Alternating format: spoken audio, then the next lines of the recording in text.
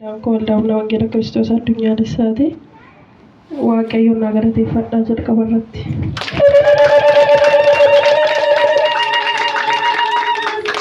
Waaqayyoon nyaatamu jalaa nama oolcha. Waaqayyoon ammas na galateeffadhaa.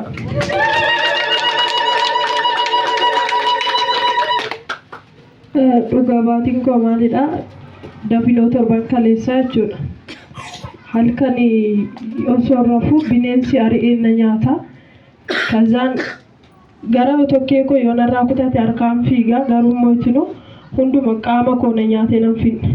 Achii booddee ganama hojii deemuudhaaf gaafan ka'u yaa Waaqayyo gooftaa hamaan kamiyyuu nan danda'in jedheetuun biyyoo asii fudhadhee kanan galee nan qaba. Bishaanis asii kanan fudhee galee nan qaba bishaan kadhataa jechuudha. Biyyoo sana harka koo irratti bulbuleetuun bishaan sana waliin ga'e. Kazaan hamaan kamiyyuu nan danda'in jedhee adda kootti dibadheetuun manaa ba'e. Gaafa manaa ba'u saarbisii yaabbanneetu deemne. Gaafa xaafoo geenyu saarbisiin keenya makiina biraatiin tagaaca'ee ani dudduuba irran taa'e gaaficha jechuudha. Innaa warri fuuldurarreeran namni sadeen tokko mammadaaniiru isaan mana yaalaa galanii achi booddee saarbisii biraatti nu dabarsanii saarbisii biraatiin hin deemne iddoo hojii geenye. Achi booddee gaafa iddoo hojii geenyu ijoolleen balbala irratti warri na eegan hin jiru.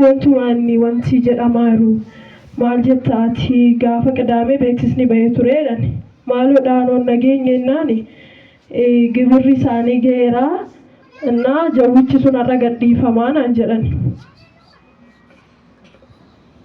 Achi booddee ani hamaan kamiyyuu nan danda'u kan itti amanee bahee waaqa jabaadha waan ta'eef hamaan kamiyyuu nan danda'u jedheen.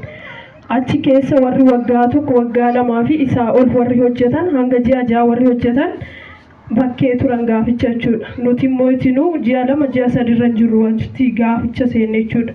Ganama seentanii dirqama hojii hojjechuu qabda waan nu jedhaniif hin baane hin seenne hojii sana hojjechuu jalqabne.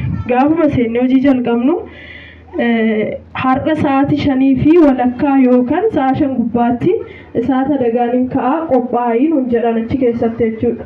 Fakkeessuu isaaniiti malee immoo itinuu isaata dagaa miti. Achiin booddee toleellee gaafa sa'aatii 5 ta'u kunniin isaanii yaa'aniiru ijoolleen. Warri immoo gaaficha qacaramanis ijoolleen lamaan tokko hin jiran. Achiin booddee kunniin isaanii erga yaa'anii booddee namichi inni ana hojjisiisu hin jira. Uffata kana fittu malee hin baatu boontuu naan jedhe. Maaloodha waan isaan nama miti moo innaan dirqama dhumuu qaba uffatichi naan jedhe. Tolee dheetan yaa Waaqayyo ati dabarsitee nan laattu hedheetuun callisee uffaticha hodhuu qaba. Uffata 3 dabarseetuun gaafa uffata arfaffaa irra ga'u maaltu ta'e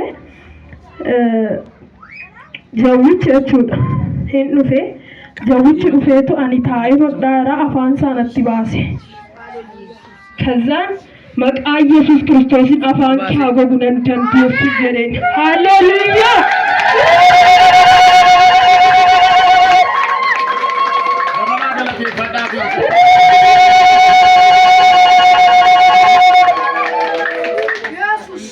Sana booddee nan dandeessu afaan kee haguuguu maqaa Yesuusin gaafan jedhuun jawwichi akkuma afaan natti banate sanitti akkatti narraa naanna'eetu namichi inni na bukkee dhaabatee natti dallanaa ture dirqama uffata kana bittu malee hin baatu naan jedhe jechuudha.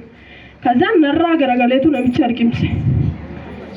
Kazaan namicha liqimsee ijoolleen immoo itinuu amma dhufanii raawwataniitu kaatiin baatu wantu maaloodha waan isaa naan jedhan. Achiin booddee nan baatu waliin jedhe. Gaafan bakka hin taa'e sanaa ol ka'u lafti natti dukkanaa'u qabe. Manni keessi baay'ee tokko natti dukkanaa. Maqaa Yesuusin wanti hamaan nan danda'u ammasiin jedhe. Achi booddee ani nan bahee gaafan ba'u ijoolleen lamman haara seenan sun hin jiran. Isaan immoo ittiin himne haa ta'u beekaa teessisamaa ani hin beeku Waaqayyoon haa beeku. Kazaan gaafan ani balbala gubbaa ga'u ijoollee lamman sanas nyaate garuu ana Waaqayyoon na oolche.